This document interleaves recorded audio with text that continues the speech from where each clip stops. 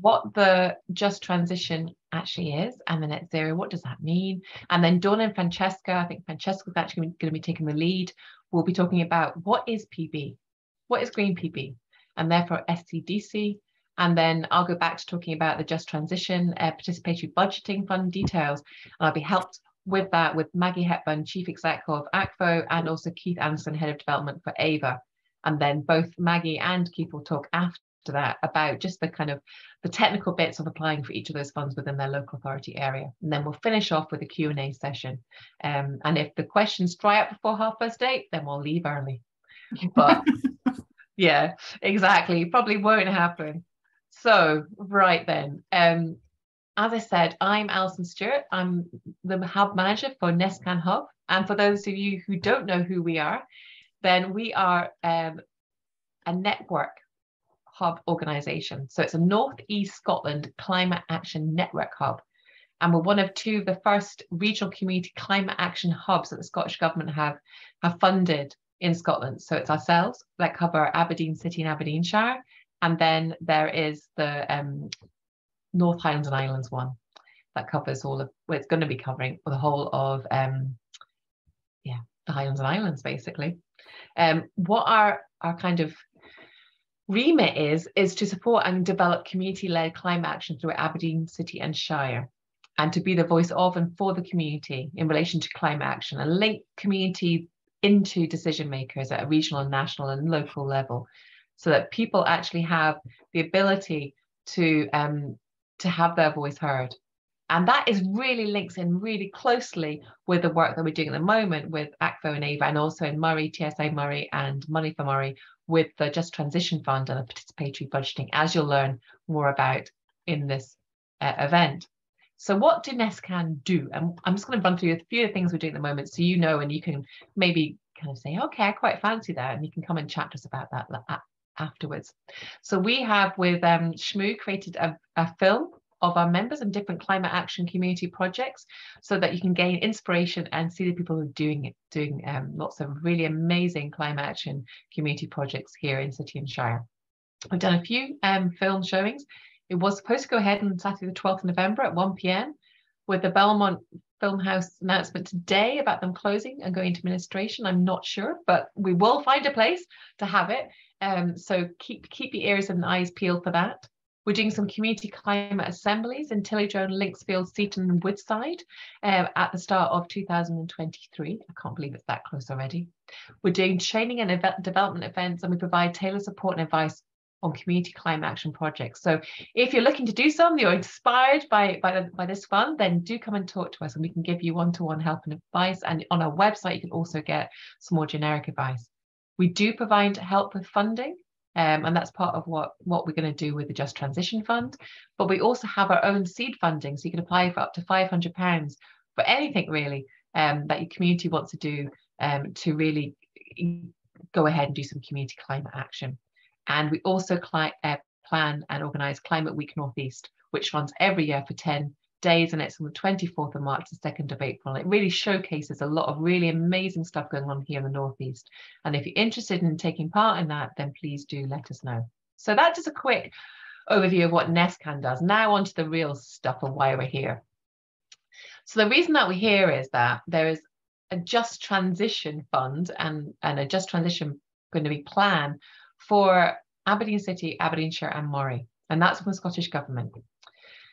So the reason that we're having a just transition is that the government understands that obviously in this region, with our reliance on oil and gas and fossil fuels within our jobs, our economy, that it's going to be quite difficult to reduce carbon emissions without having some sort of impact on the Northeast and our economy and the way we go about things.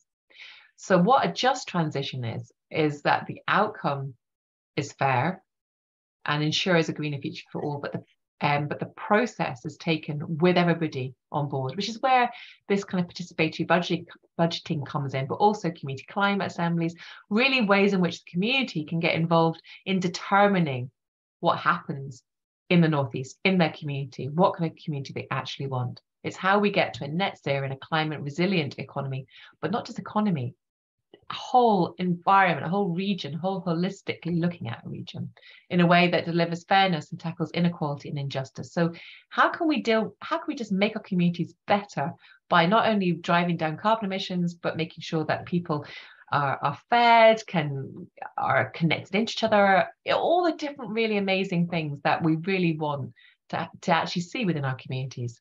So what the government says is they want that the just transition unites economic, social and climate objectives. So that whole kind of holistic view aims to empower all to play a part in the transition to net zero, and it ensures that those most impacted are at the heart of the conversation. And that means our communities at the real sharp end of it sometimes, as we can see in some areas in Aberdeen City at the moment as well, and accounts for differing even risks and opportunities.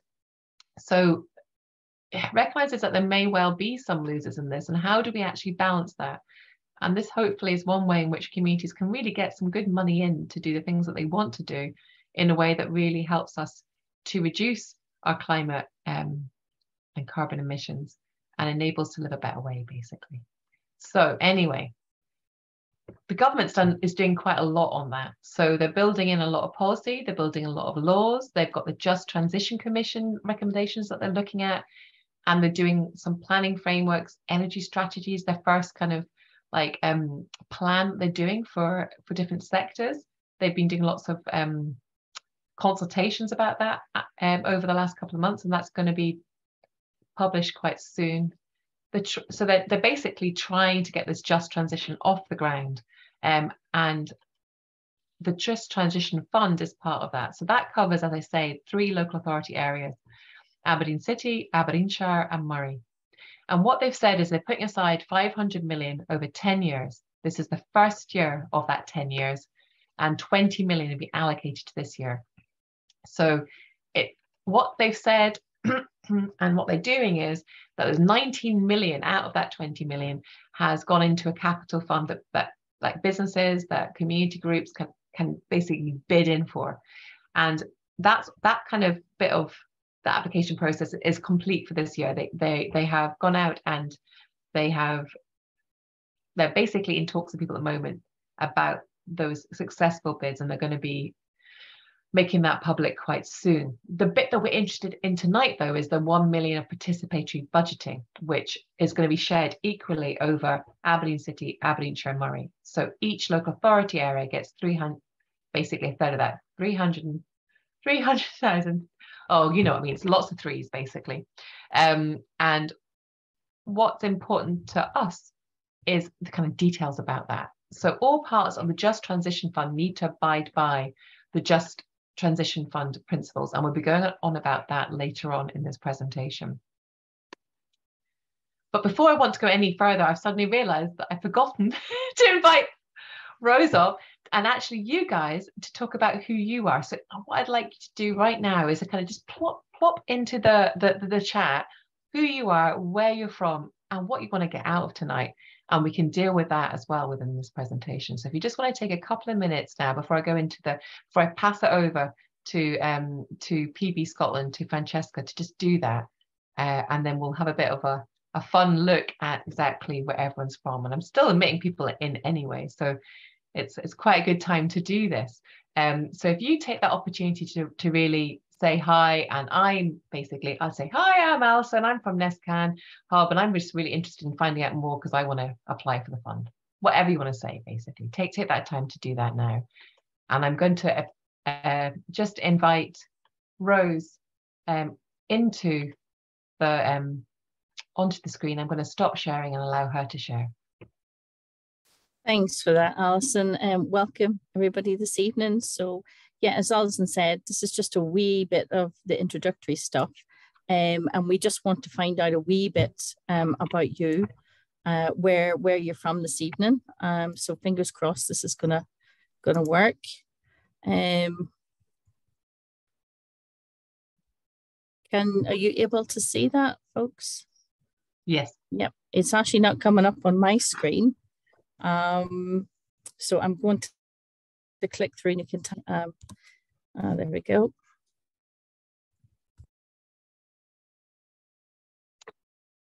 So it's not bringing the QR code up, Rose? Oh, right. I can see it on screen. It's always the same, guys. Try it and you try it, and it comes to the actual time and doesn't automatically go. But don't worry. It worked perfectly earlier, guys. Really sorry about this.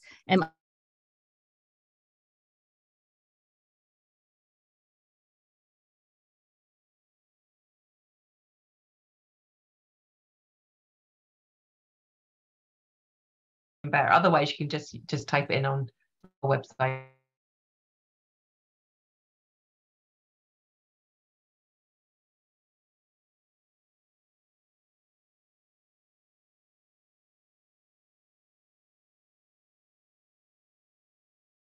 And hopefully you'll get all your questions answered. So we got apologies, guys. I don't think this is going to work because my screen is freezing. I was hoping to create a lovely word cloud that I could show everybody, but we'll just go old school. So as Alison said, the kind of three things that we want to know this evening is, where are you from? So are you Aberdeen City or Shire or Murray? Are you from a group or are you here as an individual this evening? And the last thing is, what are your expectations? What is it that you're wanting to get out of tonight's discussion, tonight's meeting? So Alison, I'll just pass back over to you again, and I'll try hopefully in the background to see what's happening. That's all right. And actually, we're getting some great, and all that information is already in the chat. And I think it's just wonderful to see the actual variety of people here. So I'm really happy to just have you all here. And I'm going to start sharing my screen again, guys. So let's bear with me, and I'll get it to the right one as well. So I'll just try it from the beginning, and then I'll go to the right one. So yeah, so I was just talking about the Just Transition Fund in Aberdeen City and Aberdeenshire and Murray. But before I move on to actually passing on to SCDC, I just wanted to make sure that everybody was on the same wavelength, because quite frankly, we band around these words of net zero and just transition, and you're like, aye, but what does that really mean? So net zero is basically, there's a lot of kind of greenhouse gases, of which really we talk about carbon dioxide, but there's also methane and quite a few others that we're putting into the atmosphere as humans and other kind of processes. And when we talk about net zero, it's the amount that goes out equals the amount that's sucked back in, makes it zero. So what that really means is, if we're going to be putting out carbon emissions or greenhouse gas emissions, then we need to have in place carbon sinks. So we need to have like trees or wetlands, the peat bogs, etc. Or we need to have it kind of more mechanical, like carbon capture, which is not entirely proven yet. So that's what it means. It doesn't mean no carbon or emissions or greenhouse gas emissions. It just means that if you do have them, they have to be sucked in either by nature or by some kind of technical process that takes it out of the atmosphere. So just transition, I just gave you the kind of bump from the government, but in essence, it's a process that gets us to that net zero in a way that's managed and fair, really involves everybody in the process, and really builds in those kind of co-benefits of making our place a better place. So all those, trying to get rid of the inequality and unfairness, make it more inclusive, make it more healthy, make it more happier, basically, as well. And to give you a little bit of the kind of legal stuff, Scotland has a net zero target in law that we have to get to net zero by 2045, but it's also got some kind of gateway targets before that. So sorry, it says 5%, it's 75% reduction in emissions by 2030. And really, that's an awful lot. And that's not long. I mean, we're in 2022, it's 8 years. So we all need to play our part in doing that. And really, why do we need to play our part in doing that? Well, because if we don't play our part right now, it'll be too late. So we can do it. We can actually keep our global warming below 1.5 or 2. And we have to do that if we don't want the really nasty consequences. If we act now, and if we act together, we can totally do it. I mean, not only can we do it, it can make our world a better place. So, but if we don't act, it's the opposite way. So it's disaster if we don't act. So that kind of gives us a real motivation to act. We also, I mean, goodness me, I mean, all the storms at the start of this year, flooding, droughts. It's happening here in the UK. It's happening here in the Northeast right now, climate change. And there's a lot of the climate change is already built in that we can't do anything about. So our climate's going to increase regardless of exactly how much we cut out now. It's still got a bit built on. So we're going to have to learn how to adapt to that. And so the quicker that we learn how to adapt to that and take it on board, the easier it is for us to live in the way that we actually want to live. But more importantly for me, I mean, regardless what you think about climate change, it's about creating the community you actually want. It's about just, taking that time to speak to people and everyone around you and take the effort to just create that community and lead by example. So anyway, on that note, I'm going to pass you over to Francesca. So it's over to you, Francesca. Thank you very much. I'm just hoping I'm not a great technological person, so hopefully everybody can. That's perfect though. Fantastic. So good evening, people. It's great to see so many people here. My name is Francesca Lynch. I'm a development manager at SCDC and I lead on Green PB for the company. I'm here tonight with my colleague Dawn, who is an Aberdeen-based person. So you've got your very own PB expert on your doorstep up there in Aberdeen. I'm fortunately in a very rainy South Lanarkshire tonight. So pray for me because I don't know if my roof's going to hold out, but I'll be all good. So today we just wanted to speak to you a little bit more about what green participatory budgeting is. It won't be a long presentation. Of what we've tried to do is relate it to the stuff that's happening in the Northeast. You heard me mentioning, no, it's not moving. It's not moving. Oh, it is moving. You heard me speaking about Scottish Community Development Centre. So just a little bit of background to us. We are the lead community development agency for Scotland. Our vision, as it's written there, is for an active and just Scotland where communities are strong and equitable. So anywhere we can support community development, we will do that. We work with a range of front-facing organisations, community groups, practitioners. We work with government and policy makers, as well as local partnership and agencies. And most importantly, probably for this process, is to know that we support PB Scotland and also the Green PB Action Group, which is a new action group that's just been formed this year to look at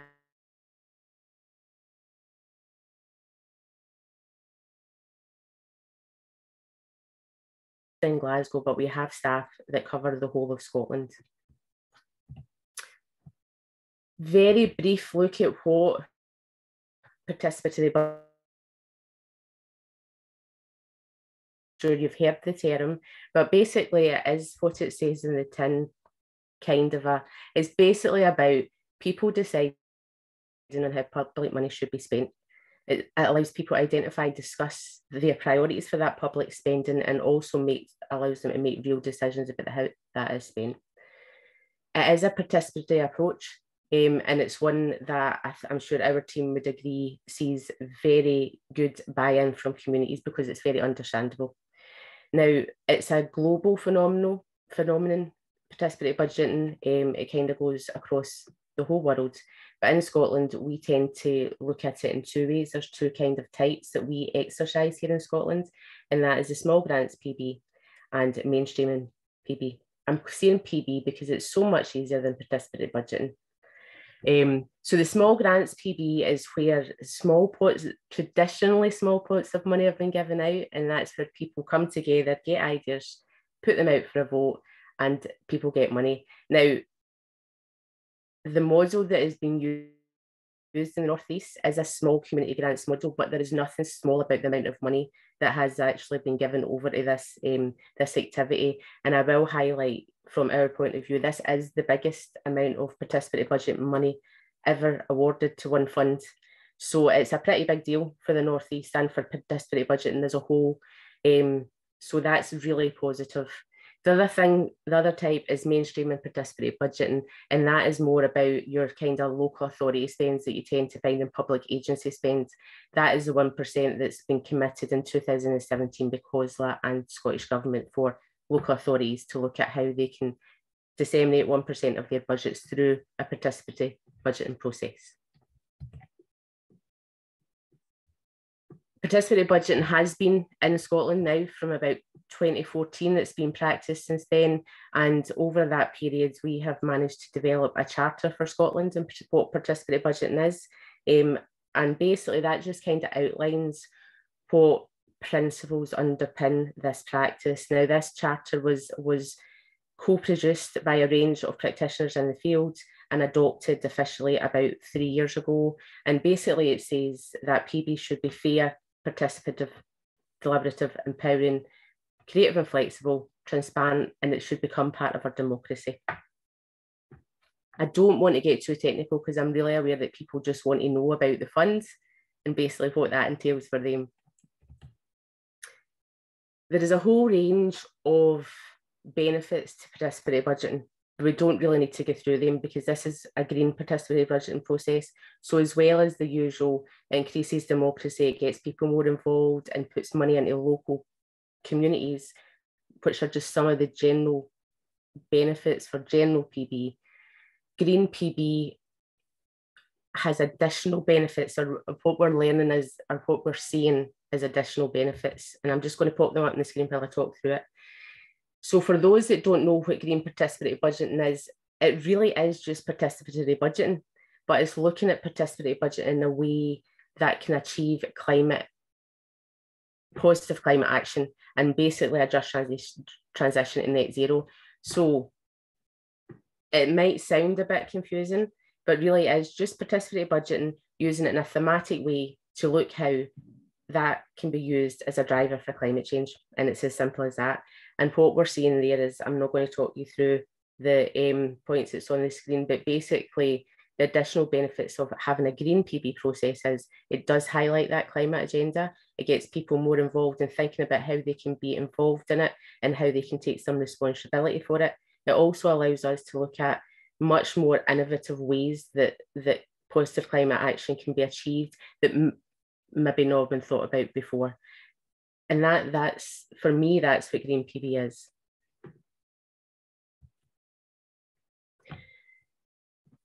What's up on the screen now is maybe a little bit confusing, and it'll be a bit more apparent when we go to talk about the application process that's been put in the North East. So there's two parts of this.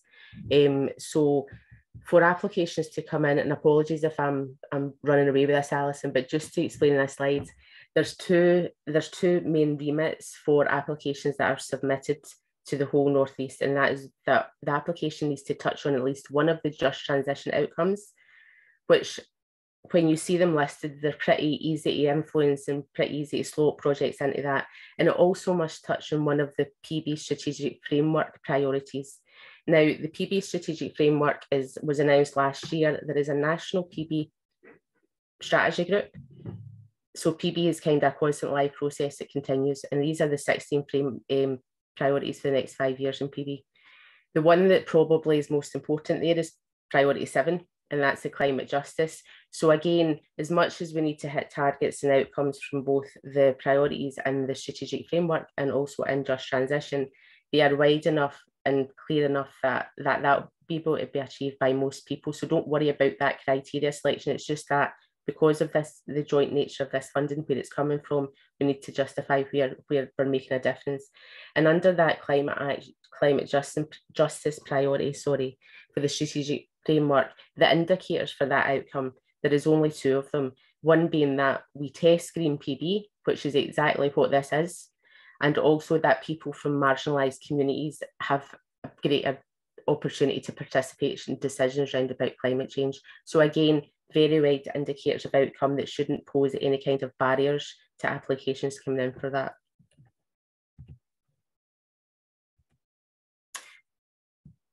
I'm going to move on just slightly to what people should expect from the North East application process going forward. To let people understand, there's usually an 8-step process for an overall process, and what we've done here is we've pulled this down just so that people can understand what to expect from the process that is happening in the North East at the minute. So basically, the fund launches, and it has launched, and it launched on Friday there, which is great. Fund information sessions will be put in to encourage applications, exactly what you're at tonight. There'll be a range of these across the whole of the North East, I believe. People will submit applications. The applications will be assessed normally by a steering group who will look at the content of the applications, make sure they're hitting the targets and that there's nothing wrong with them. I would imagine there's a phase in there where there can be some back and forward for support in that as well. I know that NESCAN and Money for Money will be supporting applications, so there'll be time to discuss them.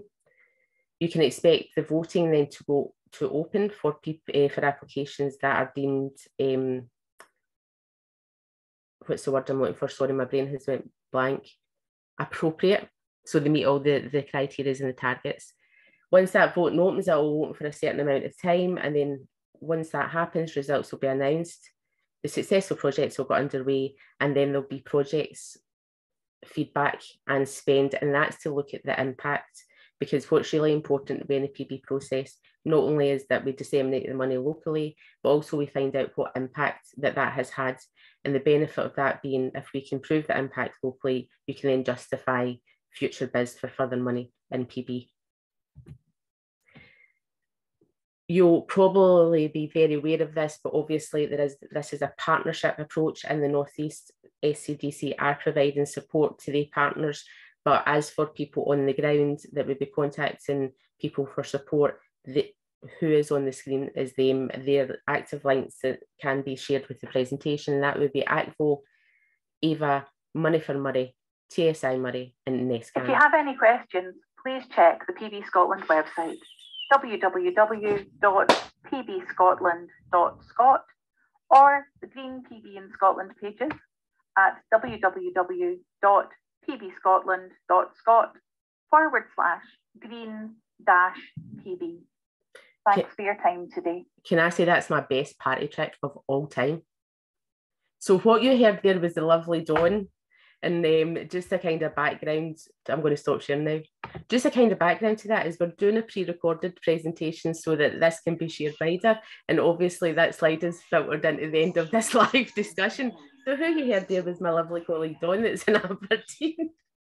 But as Dawn was saying there's also, if you want wider information on participatory budgeting or Green PB, there is websites there, being PB Scotland, and also PB Scotland has a page dedicated solely to Green PB where you can find out more information on what that's meant for that, resources for Green PB, and also information in the Green PB action group that's ongoing at the minute. And I think I'll leave it there, Alison. I hope that's kind of covered most things, but me and Dawn can pick up questions at the end. That's perfect. Thank you so much, Francesca. And it really is, I would recommend that you go onto the PB Scotland website because it gives you such a handy little guide about what PB is, in like a basic, I think it's like a 60-second guide. So that's on our website. She have popped details of the NESCAN kind of webpage, but we'll also put in the details for the other partners in there as well. So you can go directly to ACVO or AVA's website. Right, so I'm going to basically go again, as it were. So what we're doing now is talking about the details of the Just Transition Participatory Budgeting Fund itself. So as Francesca was saying, there is a whole process of it. We've gone through the design process, and now we're kind of going out to you and saying, okay, brainstorm your ideas within your group, develop your proposal with our help. We can help you every step of this way, you know. It's quite a simple like registration form, but if you find it a little bit tricky, that's what all of us are here for. ACVO, AVA, NESCAN, and in Murray, TS Murray and Money for Murray are there to help you. And you can come and get one-to-one appointments, have phone calls, online, you can meet us offline. So just be aware of that. Once we've gone through that kind of development of proposals and the whole application process has finished for that, then we'll have a voting system where everyone gets to vote in those local authority areas on the projects within the local authority area. And then once the votes are in, then we'll see who's won, see which groups have won the money goes out to them, and then the projects are then put in place and the money spent before the 31st of March. Okay, so when you're thinking about projects, be aware that the money has to be spent by the 31st of March. Okay, so what are the details? So as I say, Aberdeen City, people that can help you with your applications there are ACFO and NESCAN. In Aberdeenshire, it's Ava and NESCAN Hub. And in Moray, it's TSI Moray and Money for Moray. Okay, so those are the three areas, and those are each of them has two organizations that are going to help you with this whole process. And the application forms are on the third sector interfaces. So that's ACFO, Ava, and TSI Moray. So who can go into it? Well, I'm going to go into that in more detail, but basically it's community groups and non-profit organizations. The amount, you can put in one application per group for up to £50,000. Okay, so it's quite a big amount. There is basically £1 is the limit. So it's anything up to 50,000 in real terms. So who? Okay, so community councils can put in, companies limited by guarantee, cooperatives and community benefit societies, not-for-profit companies or asset-locked companies or community interest companies, SCIOs, trusts, unincorporated associations or social enterprises if they're asset-locked and the items are owned by the company. So in basic terms, the money isn't going to get distributed. If you've got an organization, the money's not going to private individuals, then you could pretty much apply. If you are an unincorporated association, so just basic a community group without a constitution or a bank account, then you can work in partnership with a constituted group who allow you to use their bank account, but then the items that are bought by the money from the fund will belong to that organization and they will lend them out to you. So those are the kind of details of that. So what's covered, and this is the important bit, it's capital only. So that means there's no staff, there's no running costs, you can't get your flyers, you can't get your room hire, transport, etc. like costs. It's purely the buying of stuff, basically, equipment and alterations to land and buildings. So insulation plus the putting the insulation in, LED lights, renewable energy, that sort of thing, if you're talking about land and building, and otherwise it's equipment. So as I say, I've gone through some of these already, the examples, but you could put in like maybe buy some bikes, some e-bikes, do some like repair stations of bikes, bike parking, you could do electrical charge points, you could maybe buy a bus or a car, you could part kind of fund it. You know, you could buy garden equipment, you could buy food storage equipment, you could put in a whole kitchen to do food waste, like cooking, and teach people how to use their leftovers. You can have a library of everything. You could, you know, where people can go to get their tents or their food processors or the lawnmower or their clippers or whatever. So really, the only limit is your imagination in that sense. So timings. So the bid the fund, as Francesca was saying, opened on Friday, and it goes until the 14th of November in Aberdeen City and Aberdeenshire. So by the end of November, early December, we're looking at some online voting opening, and then mid-December, that closing, and then the money being allocated after that point, and all the money to be spent by the 31st of March, 2022. So those are the timings. What are the other criteria? So when you're going to go and look at the registration form on ACFO Ava's websites, what it's going to ask you to do after it's asked you about the details of who you are, whether you're incorporated, what kind of organization you are, and all that kind of technical stuff, is to describe your project. Okay, so just like, what is your project? So say, for instance, the tool library, you say, we're looking to provide a tool library in mill timber because at the moment people happen to buy all their own equipment, and it's a lot of, you know, carbon being created because of consuming. It will really help people not have to spend as much money, and it will help really build the community through people coming together and borrowing stuff and talking to each other, things like that. So explain the difference it will make to the community, or the sections of community that you're actually aiming it at. So that's who it will benefit and how will it benefit them, and how will you know it makes a difference. So how are you going to basically capture all that details, the data, to say that actually we know it's benefited Jim there because he said that to us, you know, or you know, 20 people this month have done X, Y, and Z, or will do. We think we've asked people in the neighborhood, they think that they're going to use it. We think it's a really good idea. How you have to also have thought about what you're going to do with the stuff that you buy. So how will the items be stored? How will they be maintained? Because obviously we're talking about a green PB fund here. What we don't want is people to buy lots of stuff and then just to gather dust, or it not to be repaired and fall to pieces. So we want to see that that is actually, the equipment's going to be taken care of. It's going to be, you thought about where it's going to be stored, who's going to look after it, and what happens to the items if you can't manage them anymore. So say, for instance, your group just dissipates, then what's going to happen to those items if your group's not there anymore to take care of them? What is the aftercare aspect of that? Okay, so you can ask more questions about that. I'm sure that Maggie and Keith will be talking more about that perhaps in their presentations, but that's basically what's going to be covered to a large extent within the application form. Now, as Francesca said, there are additional criteria. It's a bit of a like tick box exercise, this bit, to some extent, but we have to do it.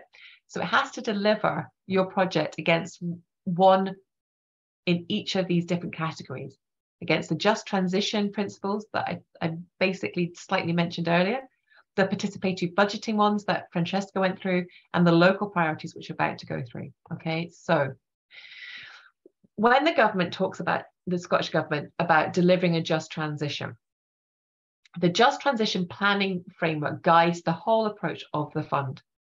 So all just transition plans need to show how they're delivering on each of these 8, which you can see on the screen, just transition outcomes, which includes this fund here. So basically, when you're putting in your project and you're putting in your application in, you have to say, okay, my project goes within 1. It helps citizens, communities, and place by, and I mean, pretty much all of yours should be able to go into that first one, because we're talking about communities here being changed. Or you could say, we're looking to really do education. So we need like these kind of different aids for education. So it goes under 2. Or we really needing to adapt and become resilient as a community and our community centres. So therefore, we're going for insulation and solar panels under 5, or it could come under 1. Or we want to help with our green space, so it could come under 6 or 1. So it's not difficult, because any kind of project you're thinking of doing will definitely pretty much come within this if it's for the community and it's about reducing carbon emissions and helping build your community. So the next one is, as Francesca's just gone through, the PB priorities. And as she said, number 1, it's not number 1, it's number 7, but on this list is climate justice. And there can be other ones. Engagement of young people might come into it too, or education, transport. But if you can't come under these ones, it pretty much will come under priority 7, climate justice. And Aberdeen city priorities, which I think that Maggie will go into in more details. If you're applying in Aberdeen city local authority area, then it should come within these 2. But quite frankly, again, it will come within these if it is under green PB anyway. So if you need more help in understanding that, just bear in mind that all of the organisations that we've talked about, the 5 organisations, depending on where you are, ACFO and NESCAN in Aberdeen City, AVA and NESCAN in Aberdeenshire, TSI Moray and Money for Moray and Moray will be able to help you with this if you need it. Okay, so I'm going to finish up now because I've talked enough. But I'm just going to say that if you want more help, NESCAN is here to help you.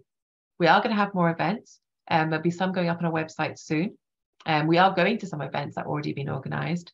I know that AVA have got some more events that they announced today that I'm sure that Keith will talk to you about, and ACFO are developing some, that'll be out next week as well.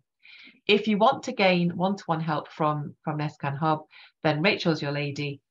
Just email Rachel at nescan.org and she can help you with any aspect of this whole PB process.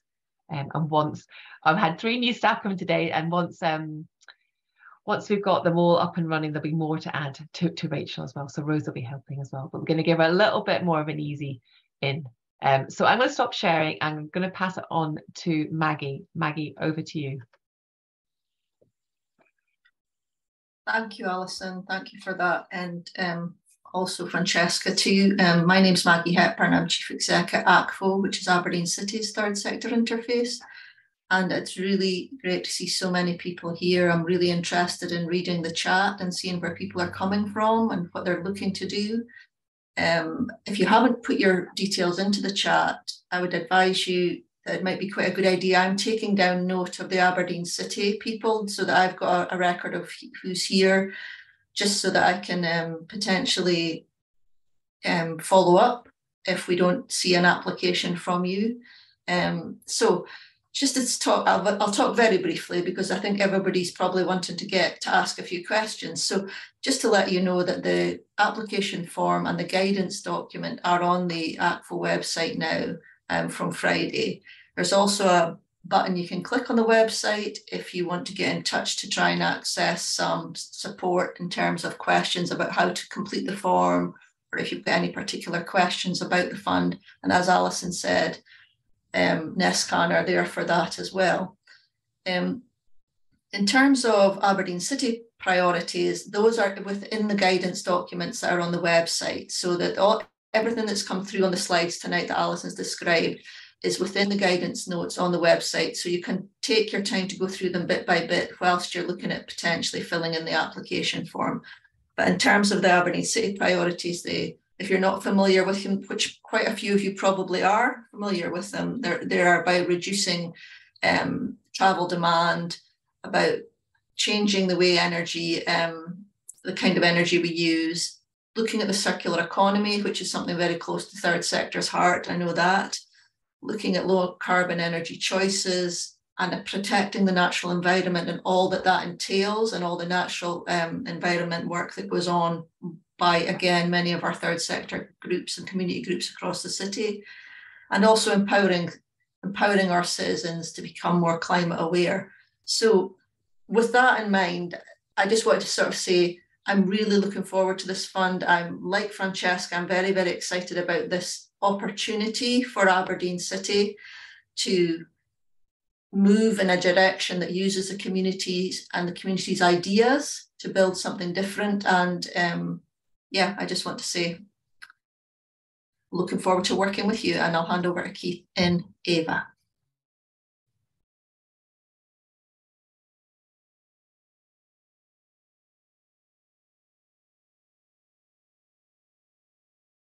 They're doing fantastic things in the local communities.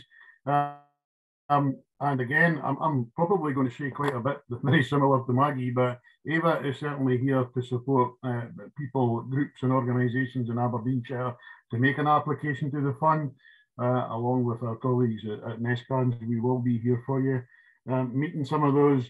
I'm sure you've probably all got quite good ideas, but it's just making sure that you can meet some of those additional criteria requirements. Yeah, we're here to work with you on that to make sure that you can do that. We are keen to respond as quickly as we can. On our website, there's loads of information on our website. If you get to our website, it's all under the, I don't know what you call things on our website. I'm not of a generation that was brought up with websites, I'm afraid. However, I worked it out, so it must be relatively straightforward. I got myself into support. I found funding, I found the Just Transition Fund, and there is a lot of guidance in there that is fairly easy to follow. But we are here, there are staff that's dedicated and focused to providing support for this particular fund. We're very keen to get the money out. Also equally keen to work with groups, meet new people, meet new groups, and support you to make a really important difference. All of the work that the three PSIs do, and NESCAN and Money for Money, all of our work is really important. However, I am beginning to think that this might be one of the most important things that we actually work on, quite possibly this year. So really, really happy to be here. Fantastic. So as you can see, we're all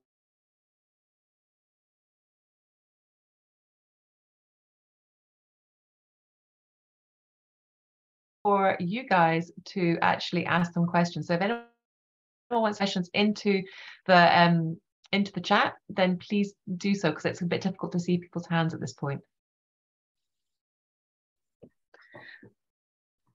So we'll just wait, because I know it takes some time to type those questions in.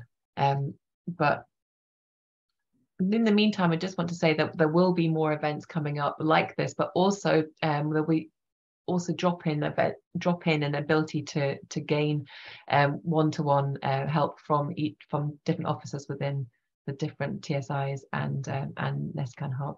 So you can always gain some help that way too.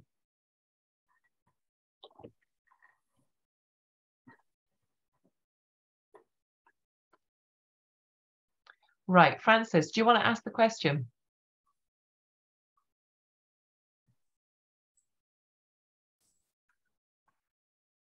Evening, everyone. We were trying to brainstorm some things, and one of the things we wanted to ask about, apart from physical things that you can buy, is things like signs. If we were to sign, for instance, cycleways, but also could we produce something like a leaflet or maps of cycleways that we could distribute? Would they come underneath a physical thing? So I'm thinking I'm going to pass that over to Dawn and Francesca to answer that bit, with more knowledge of the PB aspect. Well, I suppose I'm going to pick this one up and say I honestly don't know, and I think that's something we need to run past trust transitions. If it is for physical things, then as a social capital fund, I think it would be included, but I would need to double check it, because if it was for big signage and you were buying them, yes, that would be classed as that. It's just for the leaflets and the maps and stuff like that. I don't know how, because that wouldn't include things like, I don't think it would include graphic design unless you were buying it as a package. So that's something we would need to check with Just Transitions team at Scottish Government. I will say we are experts in PB, but not so much experts in social capital funding. So that's a kind of slightly different element, but it's definitely something we can check up. And we'll make a note to ask Scottish Government if that would be applicable. So it's signs and leaflets, information leaflets. Francis, is that what I'm... Yes, one of the ideas we were brainstorming was trying to encourage cycling around our village. And many years ago, we did produce a map of cycle routes, but also if we could sign such routes, and it's things like also maybe including things like safe routes to schools. So you definitely could do the signs. Yeah, you definitely signs would be good. But as Francesca says, I've got a feeling that it's the printing of the leaflets might not be. Yeah.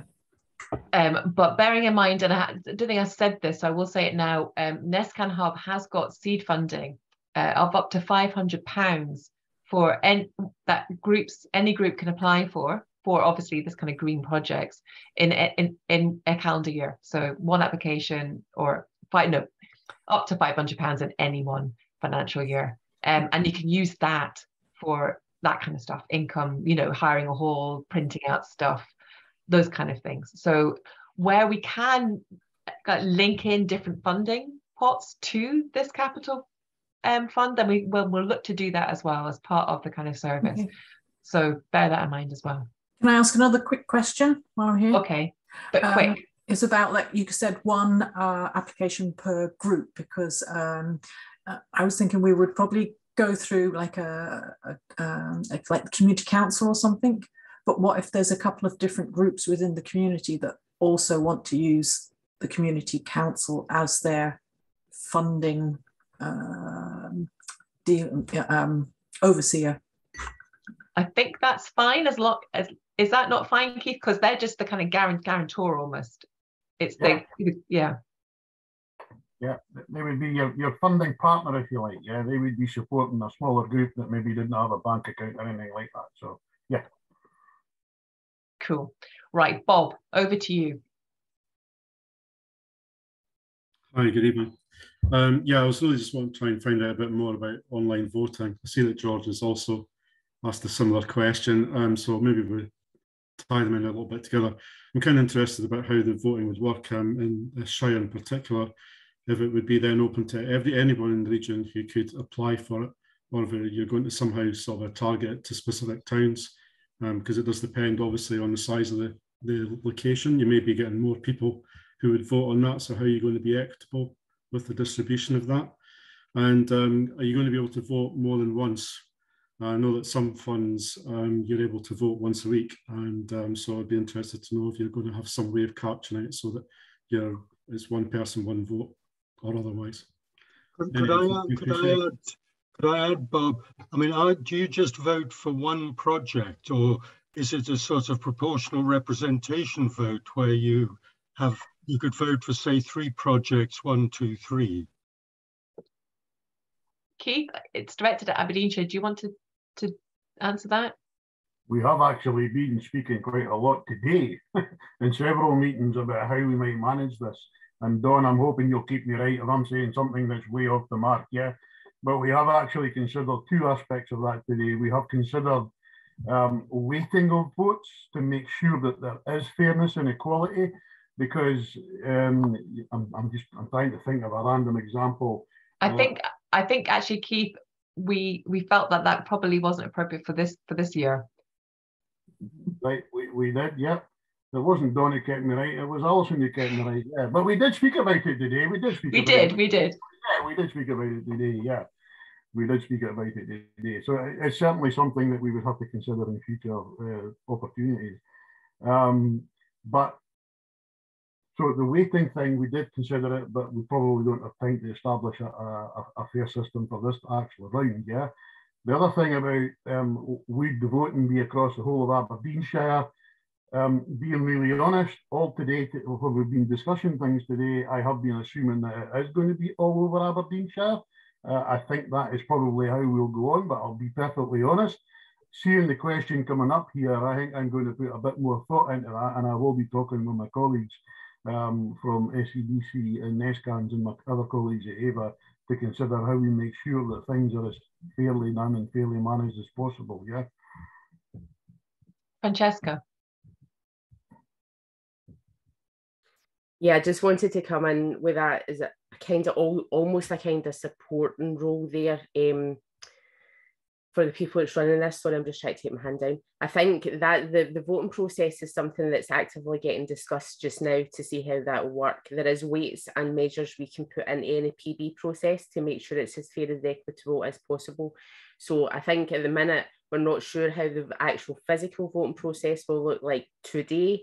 But over the next few weeks, I think that will be worked out with the partnerships to see where that's appropriate. And as Keith and Alison were alluded to, there's things that we can do from weighted voting to spread voting to make sure that smaller groups don't miss out by removing that kind of qualities barrier there as well. Also, when there's very small villages compared to bigger urban areas and one council authority, then we can offset that. So I think that's part of the discussions that the kind of steering group and the partnership members will be talking about to find out how they're going to make it as equitable as possible. And just a little bit of support. This is a fast fund that's been announced very quickly or quite far into the financial year. And the 3 TSIs, as well as other 2 support partners, NESCAN and Murray for Murray, are doing their best to bring this in and bring this in time. So I'm going to support them and say, what they've achieved to date has been amazing, but there is little kinks we need to iron out, and that will be ironed out. That's why we'll be here supporting them to do that. So just in case you think they've not got all the answers, that's a part of a PB process that's come in at the last minute. So it needs to be properly done, and I'm not wanting to rush it. So we'll make sure it's equitable as possible so if we can't ask your questions, I'm apologising in their behalf. But we will know quite soon, and we are taking advice not just from SCDC and all the other Green PB kind of steering group, but also people have done it before, like TSI Murray and Money for Murray. And it's likely that we will be doing a spread vote exactly for that reason, to answer your questions on that. But there will be more details about that. But rest assured that we are on it, and we're trying to make it as fair as possible. So let me just go on then. Alison, can I just jump in Yes. while we are finding the next question, just to explain spread voting to anybody that hasn't heard that term before? Spread voting is just in a PB process where you're given a set number of votes to use. So you may have to vote for 10 projects or a smaller number of projects, depending on how many applications come in, and you would have to vote on that many projects. Again, it keeps it fair, and it helps some of those smaller projects get votes as well. And it also helps cut out some of that worries about voter irregularity, because people might come on, if they were able to vote for one project, they might think, I'm going to jump on and I'm going to vote for that project, 20 times this evening. But if you're having to vote 20 times, 10 times, you're less likely to put that effort in to try and sway the system. And you're basically helping those other 9 projects as well. So spread voting is a really good way of taking away some of those kind of barriers for smaller organizations and smaller groups. So it really is a great process, and you will see people voting for things that are the best project, not just their own project. And that was borne out through some of the previous Aberdeenshire PB, where you had people voting from the prison. Do you remember that one, Keith, a few years back? And there was actually people that voted in a really altruistic way, thinking about things that would benefit their wider community rather than things that would just benefit them first. So there's loads and loads of nice case history round about PB voting that shows spread voting is a really nice way to actually get that, to capture those bits that actually matter to our communities. Thanks, Alison. Fantastic. Thank you so much for that, Dawn. So Robert, notice board with maps on them would be acceptable, to give you a quick answer to that one. David, do you want to come in? David H?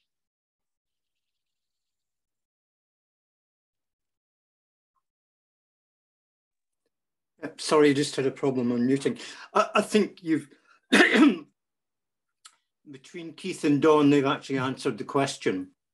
Fantastic. Because it's looking for how the fairness will be achieved for smaller communities. Great. And we'll continue to work on that. As Francesca was saying, this is the first year and it has had to be really quick. But what we wanted to do is take all the data from this year and take all our learnings and really pressurize the government to make sure we've got a big lead time for the next one, and really come out with always basically continual improvement. So Stella, do you want to ask your question? Yeah, it's just a question about one of the things we're looking at to decarbonise our building, in looking at solar panels. The kind of first step to that is probably around changing our gas boilers to electric boilers, and I'm wondering if that would be one piece of capital work that we would be eligible to apply to the fund for. I'm happy to reply on that. I think that would be eligible, Stella. It sounds like things that we've discussed before. Obviously, you've mentioned not the labour, because again, this is one of the issues with this fund, is that it's a capital only spend, and it does restrict people's ability to sometimes put in the implementation. I think we would check the labour. I think actually it is allowed. It is? Okay, allowed. Sorry. Yeah. Apologies. That's my fault, Stella. So labour is obviously, It is. Yeah. If it is contractor. So if it's a contractor putting in the capital stuff, that is counted as capital. But you can't pay for your employee time to do that. That's the kind of distinguishing factor, basically. I was also wanting to add, because I thought Stella's question was quite good in terms of parts.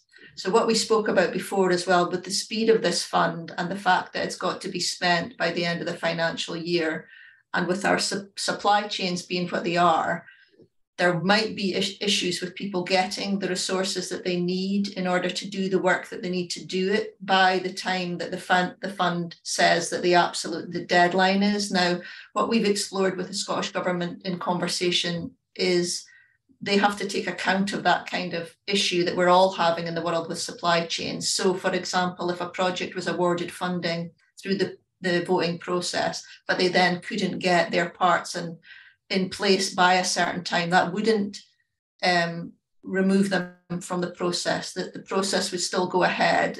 As far as we know, we've had that conversation, and there have been some, I'm not going to say firm assurances, but there have been certainly no complete cutting of that as an idea. And I think it would be very unreasonable of them to do it anyway. So I'm sure we'd be able to, because there's such a lot of problems with supply chains, and this is a capital fund. We have to acknowledge that might be an issue. So if you are thinking about things that might be difficult to get a hold of, and you're working with a small time frame, don't let that hold you back from putting in an application. Great, that's helpful. Thank you. So we've got a few more kind of questions about the votes. I think we've already covered Kerry's about who would be able to vote. It would be each person in their local authority area for the projects that are within their local authority area. How will the public know how to vote, Nick says, though? Because we'll be going out with big comms and saying, hey, everybody vote, and really letting people know about it. And obviously you guys who are putting in the bids will also be letting everyone know. So it'll be done in that way. We'll use every kind of avenue possible to make sure that people know about it. And in fact, we have got some leaflets for the PB kind of applications bit, and we'll look to do similar or something like that for the actual voting process as well. So, but basically it's a joint effort, guys. If you want to get your projects voted for, then get out there and help to advertise it too. Right, let me think. So Mary, do you want to ask your question? I was just wondering about what is known about what's going to be available next year, and what might the timescales be, because we might struggle to meet the current deadlines. Might be more helpful for us in Huntly to think beyond the immediate deadlines. Would give us longer to work up ideas properly. So there's nothing known about next year. All we know is that the government really wants us to continue, that they're looking to see how it goes, but as far as it is pretty much going to continue, and we're hoping to have the planning done in beforehand, put things in place, start discussing it kind of quite soon, so that it does go in a better way next year, so we have more lead time. But we don't know anything about that, Mary, at all. So you said it would be similar amounts. We don't know. We don't know. But we'll just wait and see. Just wait and see. But what I will say, Mary, is develop those ideas, develop those projects, and we can give you a hand anyway. If we can't get it through this fund, then there are other funds. So Rachel is always there to help you with that. So I would say to everybody, just start doing it, because as soon as you've got that kind of idea and you've got the details for it, then that can be put into loads of different funding applications. And we can help you with that too. Both the TSIs and NESCAN have all got funding officers that can help you to get it from additional other funds too. Okay, thank you. No worries. Okay, so any more questions? Because I can't see any more in the chat, which is amazing. We've done such a good job. You know everything there is to know now. Obviously, it's quite a lot to take in. And there will be opportunities to come to other events or just email us, or that sort of thing if you have any other further questions. But I'm gonna leave a few more minutes so that you can have a chance to say anything. And I like the comment from Leslie that the spread voting in Stonehaven worked really well. I think that's true. That's exactly what the kind of feedback we get from TSI Murray and Money for Murray as well. So if you do want to ask a question, pop it in the chat now. Thank you. What I'm going to say is, Rose, do you think it's going to work now? I'm going to tempt fate here, Alison, but we'll give it a shot. So people close their eyes and say the magic words. Yeah, I'm going to try and capture sort of closing thoughts from everybody. So you need to enable sharing screen. Alison, sorry, because you've come in, haven't you? Let me just find you on my participants list because there's quite a lot of people now. Right. There you are. You are now a co-host.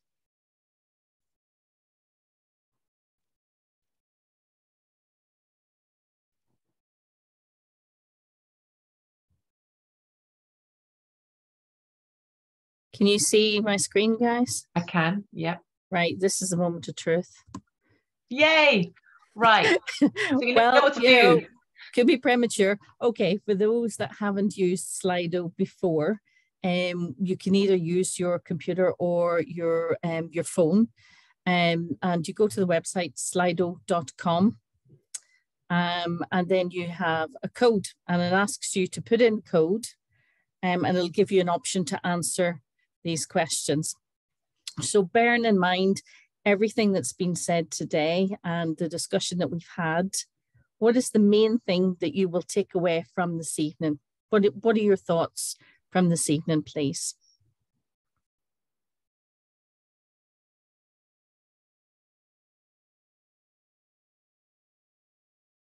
You can take a minute or two to sort of, type or whatever, but I'm hoping something's going to appear soon. Yay! And that's a great start. That is a really good start. Enthusiasm, how exciting the fund is for the communities and groups. Yep. Yep, need to set the voting process up fairly, absolutely. And that is something we are addressing, as Alison has said, and Keith and various other folk. Yep. I'll just give it another wee minute to let folk just, those that want to. Yep, lots of positive stuff coming through there. Yep, so the main things are fund and community. Yep. Tight time scale. Yep, absolutely. So get your folk together, develop your ideas, and we are here to provide that support. Let's make success. Yep, absolutely. So government want to repeat this, and maybe we'll come back bigger and better. Fantastic, guys. Really great stuff captured there. I'm going to move to the next question. So this is the call to action. What are you going to do next? What are the next steps for you and your group? When you go away this evening, what are you going to do? It is so true that if the Scott Govs are really watching this, if it goes really well, not only will it be better for next year, the year after that for us, but it will also mean that they use budgeting around the whole country in a bigger share information. That was the first thing that came up, and I'm so pleased to see that. That is fantastic. Yep, it's all about disseminate and share. Thank you. Communicate, yep.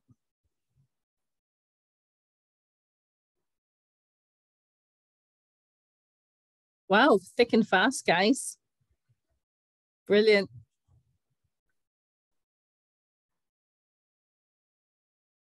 Here's what I have learned. I'm really hopeful that this was a useful session for everybody this evening. It doesn't stop there. There's lots of information on all of the websites, and we will be running these sessions. So there is help out there. And I just want to finish with one more question, if that's okay. What do you need from us? What is your ask? What's the top thing that you think that we can help you with? What can we do to get these projects happening and tackling climate change in your communities?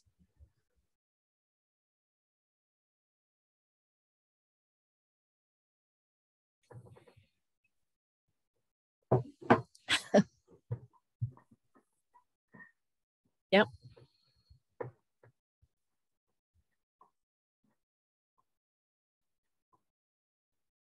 Anything else? Any other areas we can support you in?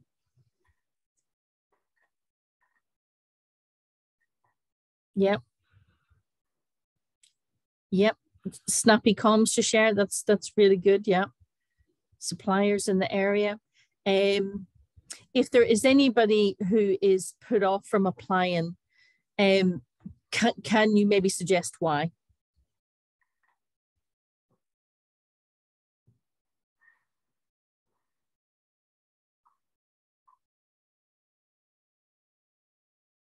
Yeah.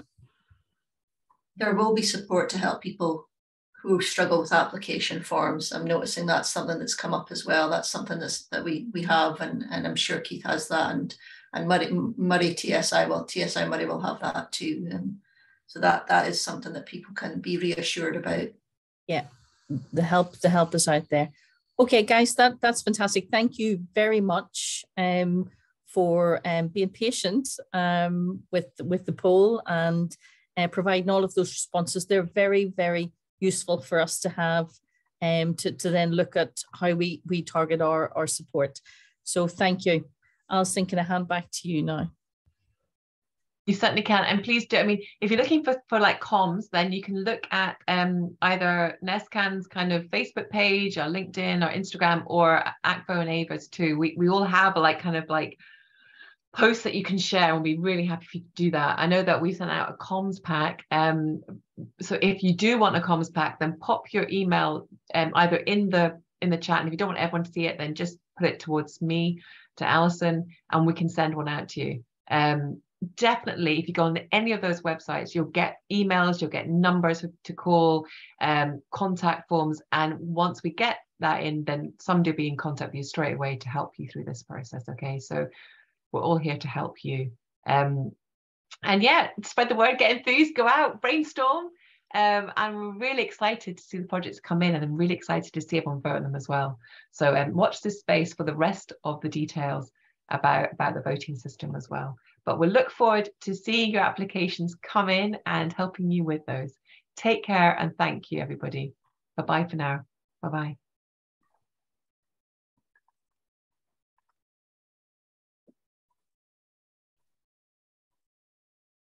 I think we can stop recording now, Nicola.